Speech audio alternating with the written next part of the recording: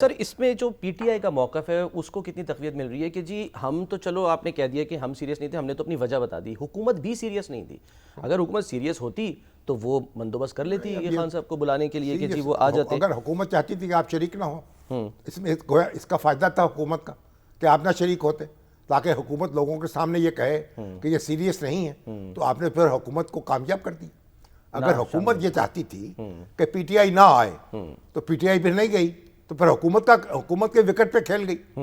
जो वो चाहते थे वो आपने कर तो लिया। जो वो चाहते थे वो कर दिया आपने।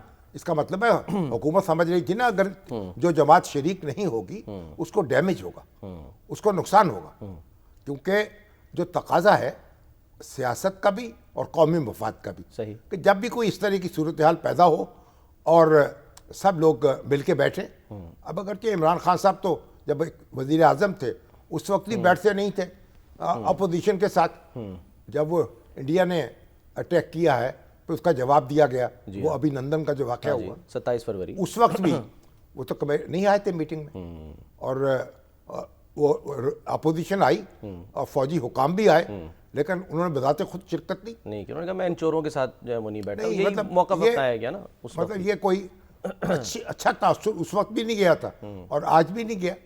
जो कुछ भी हो, हम हमारा मरना जीना एक है, हम एक मुल्क के रहने वाले हैं और हमारा एक दूसरे से जुड़ा हुआ है हमारा मुस्तकबिल। किसी एक पे उफ्ताद आएगी तो सब पे उफ्ताद आएगी। बिल्कुल सर, अभी मैं देख रहा था, एक तो ये कि बलूचिस्तान में कुछ यूनिवर्सिटीज़ हैं जहाँ पर वो उन्होंने तदरीसी अमल मुअत्तल कर दिया है। उसमें बलूचिस्तान यूनिवर्सिटी है, वेमेन यूनिवर्सिटी, IT यूनिवर्सिटी है, ज़ाहिर है सिक्योरिटी खदशात हैं। दूसरी तरफ हम देख रहे हैं कि जाफ़र एक्सप्रेस पे जो हमला हुआ उसका अब मुकदमा दर्ज कर लिया गया है CTD हुकाम की मुद्दत में, थाना नसीराबाद में ये दर्ज किया गया है। मुकदमा तो दर्ज हो गया। अब वो तो लोग सारे जो हैं वो ये भी बताया गया कि सारे वो हलाक हो गए, दहशतगर्द तो ज़ाहिर है हलाक हो उनकी गए। तो अब तो मास्टरमाइंड के पीछे लाशें भी नजर आ गई असले के साथ। तो मुकदमा दर्ज किया, जो सहूलतकार हैं, जो तफ्तीश होगी उनका पता चला जाए तो बड़ी अच्छी बात है। लेकिन अब ये तो दहशत गर्दी की जब वारदातें होती हैं तो उसके बाद सहूलतकारों तक अगर हाथ पहुंच जाए तो फिर आइंदा से बहुत से मामलात ऐसे हैं जिनका सद्देबाब हो सकता है। सर कल जो आर्मी चीफ ने बयान दिया उसमें उन्होंने कहा कि जी हम कब तक सॉफ्ट स्टेट बने रहेंगे, हमें हार्ड स्टेट बनना चाहिए। इससे क्या मुराद है कि हमें क्या करना होगा कि हम हार्ड स्टेट बने, और हार्ड स्टेट होती क्या है? यानी हार्ड स्टेट जो है अब उसके अपनी अपनी इंटरप्रिटेशन। अभी सलमान अकरम राजा साहब ये कह रहे थे कि हार्ड स्टेट का मतलब क्या, आपको फाशिस्ट स्टेट बनाना चाहते हैं। यानी हार्ड स्टेट ऐसी है जहाँ आज़ादियाँ ख़त्म हो जाएँ, जहाँ हुकूमत के पास इख्तियारात आ जाएँ, जहाँ आमराना रवैये हों। ऐसी हार्ड स्टेट, तो ऐसी हार्ड स्टेट हमें मंजूर नहीं।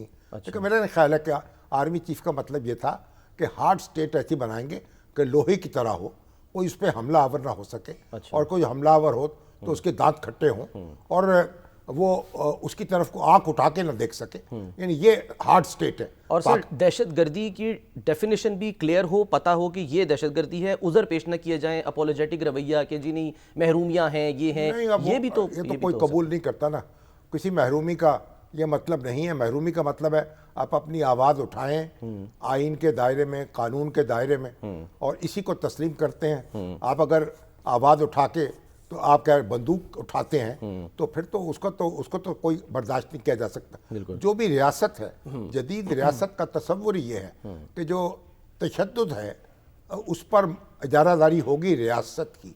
रियासत हथियार उठा सकती है, रियासत ताकत इस्तेमाल कर सकती है। किसी गिरोह को और किसी शख्स को ये हक हासिल नहीं है। ये इस्लाम के मुताबिक भी यही मामला है, और जो आज दुनिया का दस्तूर और चलन है वो भी यही मामला है।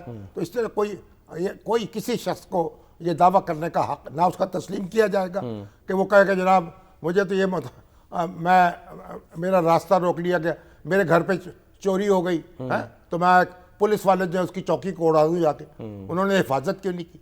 इस तरह की मंतक ना कोई कबूल करता है ना कोई सुनता है।